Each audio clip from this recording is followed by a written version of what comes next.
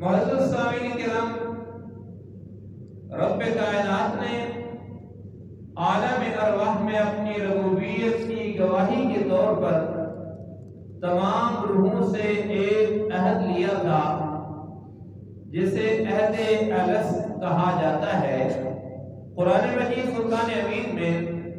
اللہ جل شانہ کا ارشاد ہے اس عہد کے بارے میں۔ اللہ جل شانہ کی ذات فرماتی ہے وَإِذْ أَخَذَ رَبُّكَ مِنْ بَنِي آدَمَ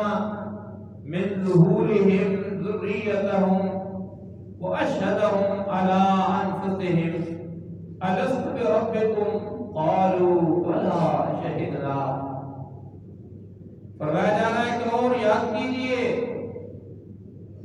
اذ اخذ ربک من بنی آدم من ظہورہم ذریتہم، جب آپ کے رب نے اولاد آدم کی پشتوں سے ان کی نسل نکالی، واشہدہم علی انفسہم، اور ان کو انہی کی جانوں پر گواہ بنایا، اشہد گواہ بنایا، علی انفسہم ان کی اپنی جانوں کے اوپر، اور فرمایا الستو بربکم، کیا میں تمہارا رب نہیں ہوں؟ اللہ نے فرمایا الستو بربکم، جب عالم ارواح کے اندر تمام ارواح کو اللہ جل شانہ نے اکٹھا فرمایا تو ان سے پوچھا الستو بربکم کہ کیا اے جتنی ارواح ہو تمہارا پروردگار میں نہیں ہوں، تمہارا رب کون ہے؟ تو سب نے کہا قالوا، سب نے کہا بلا،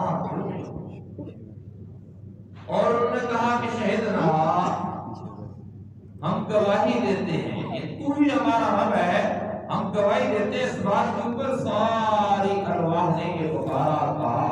تو یہ وعدہ الست ہے یا عہد الست ہے جس کے متعلق کہا جاتا ہے کہ پہلا وعدہ